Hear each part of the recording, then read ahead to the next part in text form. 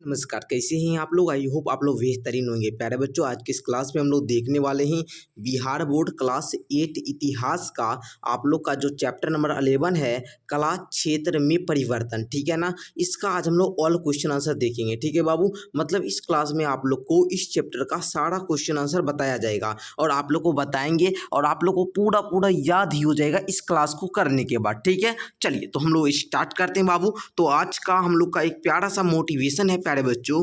क्या है motivation? Motivation है हर एक शीशा पत्थर से टूट जाता है, ऐसा शीशा तलाश कर जो पत्थर को तोड़ दे।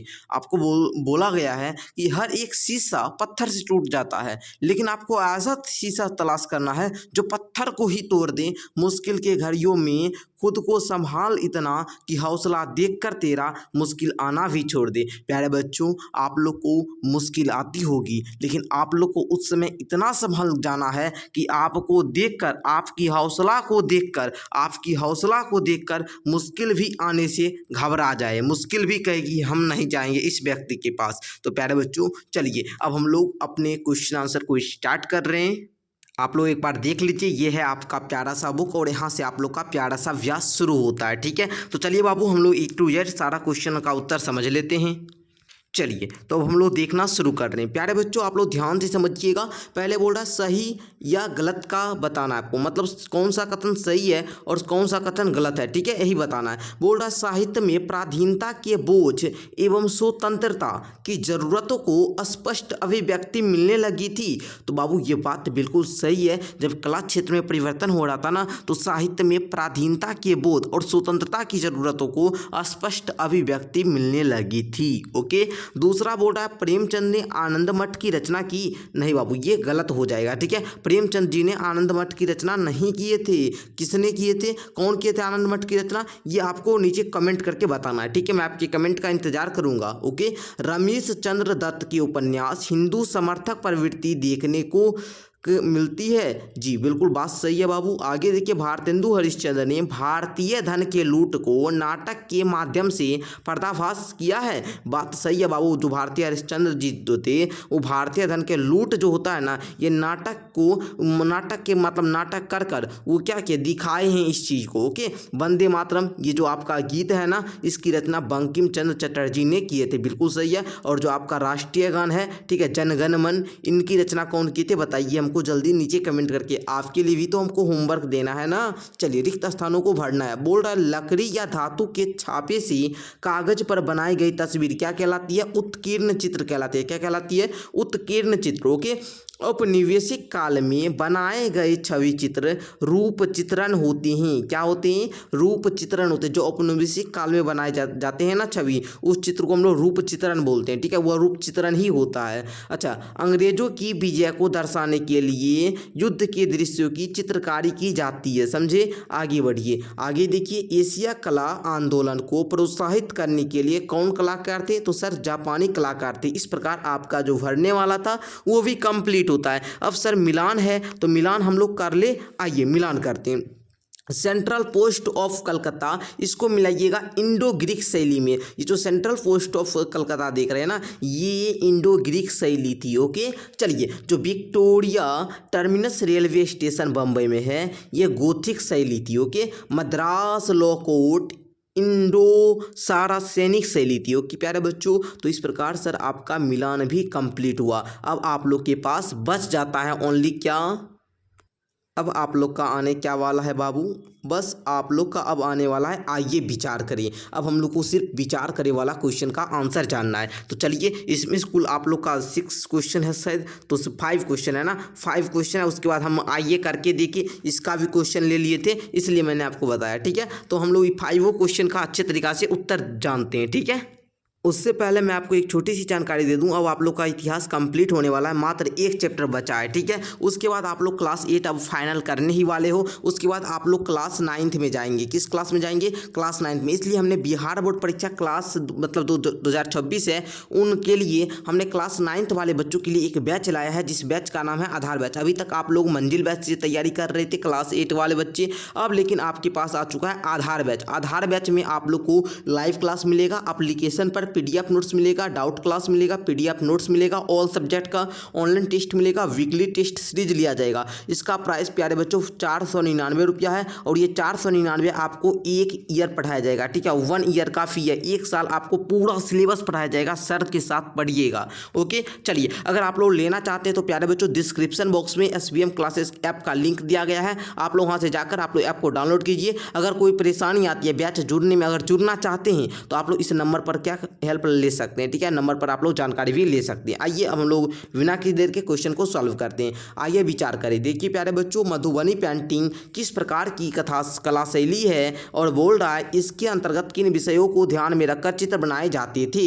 मधुबनी पेंटिंग एक प्राचीन भारतीय कला परंपरा है जो बिहार में उद्भूत हुई। इस कला शैली में कलाकारों ने मानव जीवन की विभिन्न पहलुओं का चित्रित किया है। प्रकृति के साथ धार्मिक है ना आस्थाएं, सामाजिक रीति रिवाज, पारिवारिक समारोह एवं अनुष्ठान इसके प्रमुख विषय रहे हैं। मधुबनी कला में जीवन की विभिन्न रंगों को बड़ी से ही सहज सरल से उभारा गया है। देखिए मधुबनी कला जो है ये खासकर महिला लोग के लिए है ना, महिलाओं की कला शैली थी। ठीक है ना, इसके अंतर्गत बहुत बातों को ध्यान में रखकर चित्र बनाया जाता था। ठीक है ना, यहाँ अभी भी जाइएगा ना मधुबनी, ये पेंटिंग अभी भी बहुत ज़्यादा फेमस है। अभी बिहार का मधुबनी जिला आप लोग चाहिए वहाँ में देखिएगा, वहाँ की महिला होंगी, बच्चे होंगे, पुरुष होंगे, बहुत अच्छा अच्छा चित्र बनाते हैं। ठीक है, अच्छा मैं आपको एक चीज़ बताना भूल गया कि अगर अभी आप लोग इसमें एडमिशन करवाते हैं तो अभी आपको ऑफर मिलता है। ठीक है, बहुत ज़्यादा छूट मिलता है। अगर आप लोग एडमिशन पढ़ना चाहते हैं सही में तो आप लोग क्या कीजिए, इस नंबर पे कॉल करके जानकारी ले सकते हैं। मतलब जैसे ऑफलाइन में पढ़ाया जाता है ना ट्यूशन कोचिंग, वैसे आपको उस बैच में पढ़ाया जाएगा। देखिए ब्रिटिश चित्रकार ने अंग्रेजों की श्रेष्ठता एवं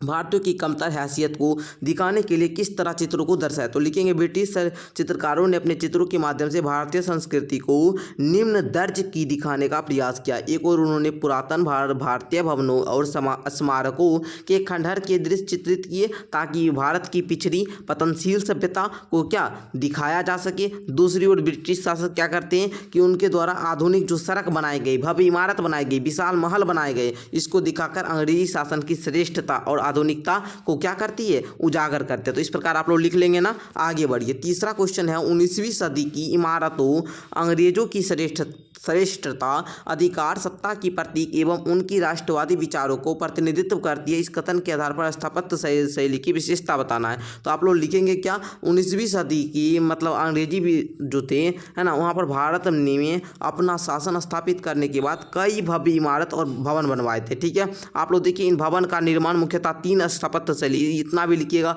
बीच वाला ये लाइन नहीं भी लिखिएगा तो चल जाएगा। ओके, चलिए मतलब ये लाइन आपको यहाँ तक लिख देना है, उसके बाद यहाँ से शुरू कीजिएगा, यहाँ से लेकर यहाँ तक लिखिएगा। ठीक है, चलिए अब देखिए पहले हो गया ग्रीको रोमन शैली। इसमें क्या होता था कि रोम की पुरानी स्थापत्य परंपरा को पुनर्जीवित किया गया। इसकी विशेषता है कि विशाल आकार के स्तंभ, गणितीय जटिल आकृतियां और गुंबदनुमा छत। ओके, अब फिर गॉथिक शैली होता था। इसमें क्या होता था कि चर्चा और धार्मिक स्थल के निर्माण में प्रयुक्त होता था। इसके अंतर्गत बहुत सारा क्या हुआ, ऊंचा मीनार, बाहरी दीवार, ये सब मूर्ति बनाई जाती थी। ठीक है, अब तीसरा आपका इंडो सार्वसैनिक शैली। इसमें आपका मुगल कालीन जो भारतीय थे ना, वही स्थापत्य शैली आधुनिक यूरोपीय तरीकों से समन्वय किया था। ठीक है, जैसे आर्क हो गया है ना, उसके बाद गुंबद हो गया, जालीदार खिड़की हो गया, ये सब इसमें होता था। ठीक है, भवन निर्माण में। ठीक है, आगे देखिए साहित्यिक देशभक्ति से आप क्या समझते हो, लिखेंगे जब साहित्यकार अपने लेखन के माध्यम से देश प्रेम और राष्ट्रीय भावनाओं को व्यक्त करते हैं तो उसको हम लोग क्या बोलते हैं, साहित्यिक देशभक्ति। आप लोग क्या समझिए, साहित्यिक देशभक्ति क्या होगा, जब साहित्यिक मतलब साहित्यकार जो होंगे वो अपने लेखन मतलब वो लिख कर, जैसे कहानी वगैरह लिखा जाता है ना, वही उसी प्रकार साहित्यकार अपने लेखन के माध्यम से देश प्रेम मतलब क्या, देश के प्रति प्रेम। ठीक है, और राष्ट्रीय भावना मतलब क्या, राष्ट्र के प्रति अपना भावना है ना को व्यक्त करते हैं, तो उसे साहित्यिक देशभक्ति कहा जाता है। ऐसे साहित्य में लेखन जनता को गुलामी की पीड़ा से अवगत कराते हैं और उन्हें स्वाधीनता आवश्यकता महसूस कराते हैं। वे देशभक्ति, स्वतंत्रता संग्राम के लिए प्रेरणा देते हैं। इस प्रकार साहित्य राष्ट्रीय आंदोलन को बल प्रदान करता है। लिख लेंगे। चलिए आगे देखिए, मॉडर्न स्कूल ऑफ है ना आर्टिस्ट से जुड़े भारतीय कलाकारों ने राष्ट्रीय कला को प्रोत्साहित करने के लिए किन विषयों का चयन किया। तो प्यारे बच्चों आप लोग देखिए यहाँ पर मैंने दे दिया है, इसको आप लोग लिख सकते हैं इस प्रकार। ओके, चलिए मैं आप लोग को पूरा ये चैप्टर का क्वेश्चन आंसर करवा चुका हूँ। ठीक है, चलिए अगर आप लोगों को किसी प्रकार की परेशानी हो, कोई क्वेश्चन आंसर समझने में दिक्कत हो तो नीचे हमको बताइएगा, मैं आपका अगला जो क्लास लेकर आऊँगा उसमें आपका क्लियर कर दूंगा। तो प्यारे बच्चों मिलते हैं नेक्स्ट क्लास के साथ। अब आप लोग का नेक्स्ट चैप्टर होगा चैप्टर नंबर 12, जिसका नाम है राष्ट्रीय आंदोलन। अगर आप लोग राष्ट्रीय आंदोलन चैप्टर पढ़ना चाहते हैं, क्योंकि ये जो आपका राष्ट्रीय आंदोलन चैप्टर है ये 1885 लेकर 1947 इसमें बहुत प्यारे बच्चों बहुत ये चैप्टर इंपॉर्टेंट है। ये आपको आगे का बहुत सारे एग्जाम में आपका साथ देगा। ठीक है, तो आप लोग अगर पढ़ना चाहते हैं तो आप लोग बताइएगा हाँ सर पढ़ना चाहते हैं। अगर आप लोग क्वेश्चन आंसर ही करना चाहते हैं तो वो भी बताइएगा। मिलते हैं नेक्स्ट क्लास के साथ। और जो भी बच्चे आप लोग को ये वीडियो कैसा लगा नीचे कमेंट करके बताइएगा। ये है हम लोग का क्लास 9 का बैच, तो अपने दोस्तों को भी बताइएगा और आप भी जुड़िएगा। धन्यवाद प्यारे बच्चों।